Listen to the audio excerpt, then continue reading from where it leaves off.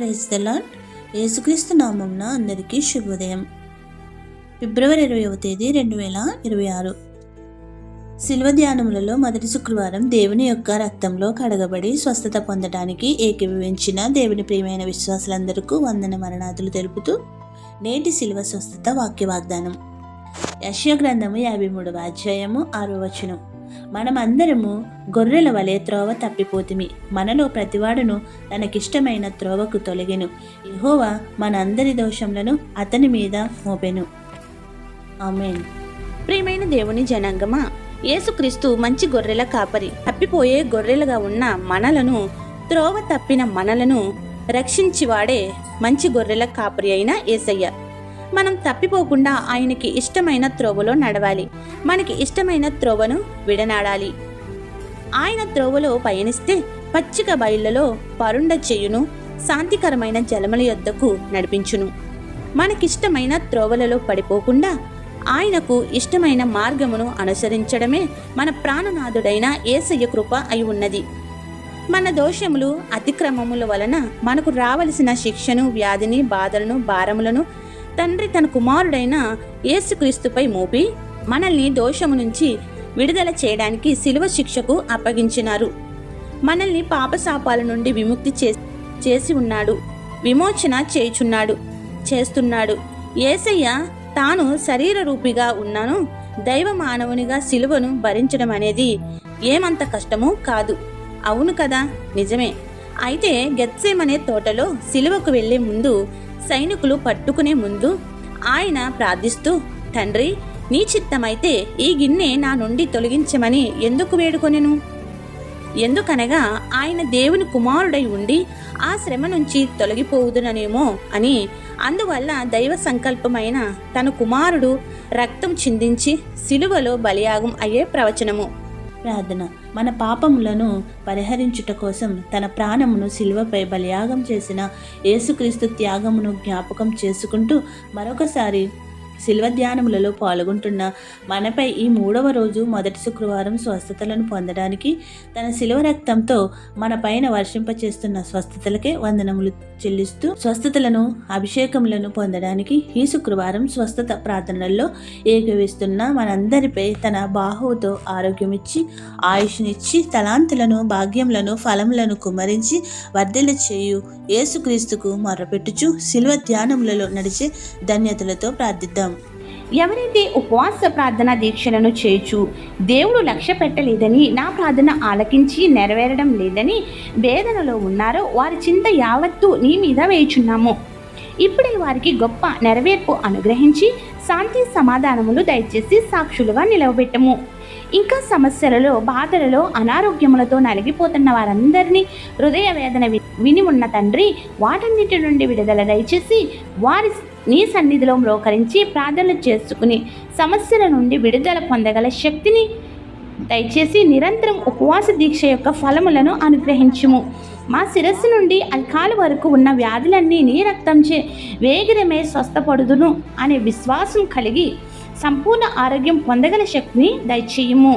తల మొదలు తల వెంట్రుకల రాలుట, తలకు సంబంధించిన వ్యాధులు, కళ్ళకు సంబంధించిన వ్యాధులు స్వస్థపరచుము. ముక్కుకు సంబంధించిన వ్యాధులను న్యాయం చేయము.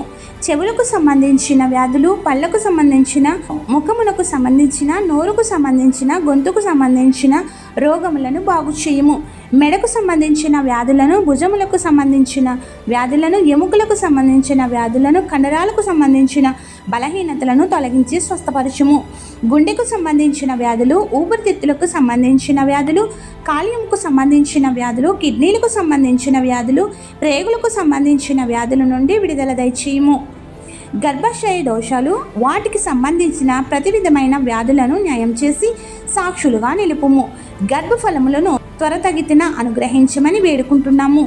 వెన్ను నొప్పులు, నడుము నొప్పులు, రక్తహీనత, బీపీ, షుగర్లు, హెచ్చుతగ్గులు, వివిధ రకములైన జ్వరాలు గుణపరచుము. ఇలా ఎన్నో వ్యాధులు నీవు ఇచ్చిన అవయవాలను పీడించుచుండగా వాటిని యేసు నీ రక్తంతో పారద్రోలి సంపూర్ణ ఆరోగ్యం ఇచ్చి అద్భుతమైన కార్యములతో స్వస్థపరచుము. మరణకరమైన ఆపదల నుండి, విపత్తులను తప్పించి దీర్ఘాయుషు రాకడ ధన్యత అనుగ్రహించి ఆనంద తైలంతో అభిషేకించుము. పిల్లలకు జ్ఞానం లేకపోవుట, చదువులలో వెనకబడుట, చదివినవి జ్ఞాపకం లేకపోవుట, పరీక్షలలో విజయం సాధించలేకపోవుట, అవన్నీ నీ బిడలైన వారి నుండి విడుదల దయచేసి సంపూర్ణ జ్ఞానంతో నింపి అందరికంటే ఘనమైన విజయం అనుగ్రహించుము. నిరుద్యోగులకు ఉద్యోగాలు దయచేయము. ఉద్యోగాలలో ప్రమోషన్లు ఇచ్చి ఉన్నతంగా నిలుపుము.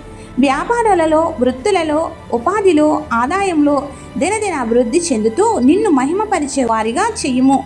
కోర్టు వాయిద్యములలో విజయం, అప్పులను రూపుమాపి అప్పిచ్చేవారిగా చేయుము. విదేశాల్లో చదువు నిమిత్తం, ఉపాధుల నిమిత్తం తమ కుటుంబాలకు దూరంగా ఉన్న ప్రతి ఒక్కరికి నీ సన్నిధిని తోడుగా ఉంచి సురక్షితంగా కాపాడి కావలసినవి మెండుగా దయచేయము.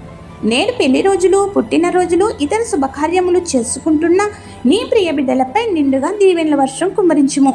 ఎవరైతే బాధలలో, శ్రమలలో, కష్టములలో, ఇబ్బందులలో, నష్టములలో, దుఃఖములో, అనారోగ్యములతో ఉన్నారో వారికి నీ ఆదరణ ఇచ్చి గొప్ప స్వాంతన చేకూర్చి ఆదుకునుము. ప్రార్థన వినుచున్న ప్రతి నీ బిడ్డలకు అన్నింటా విజయం ఇచ్చి సాక్షులుగా నిలవబెట్టుము. ప్రతి బిడ్డ యొక్క మనవులను ఆలకించి వారి సమస్యల నుండి ఉపశమనం కలిగించి దీవెనల వర్షం కుమ్మరించమని వేడుకొనుచున్నాము.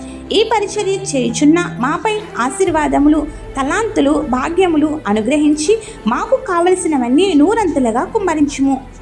ఏ అంశం మరిచితమో విడిచితమో అవన్నీ నీకే సమర్పిస్తూ తండ్రి, కుమార, పరిశుద్ధాత్మ శిల్వనాథుడైన యేసుక్రీస్తు మన దోషములను పరిహరించి తన గొర్రె పిల్ల రక్తము ద్వారా మన వ్యాధులను, బాధలను, కష్టములను కడిగివేసి సైతాన్ నుంచి విడుదల దయచేసి ఈ శిలువ ధ్యానములలో నూరంతల ఫలమును పొందగల శక్తిని మనందరికీ అనుగ్రహించునుగాక. ఆమేన్.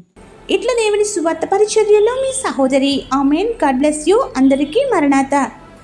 ఈ పరిచర్య చేయుచున్న మమ్మల్ని ప్రోత్సహించుటకు ఈ బైబిల్ మిషన్ ధ్యానాల ఛానల్ సబ్స్క్రైబర్ చేసుకోవాలని కోరుచున్నాము. ఆమేన్.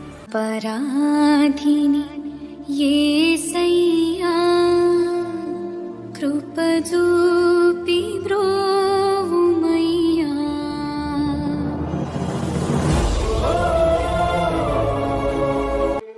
అపరా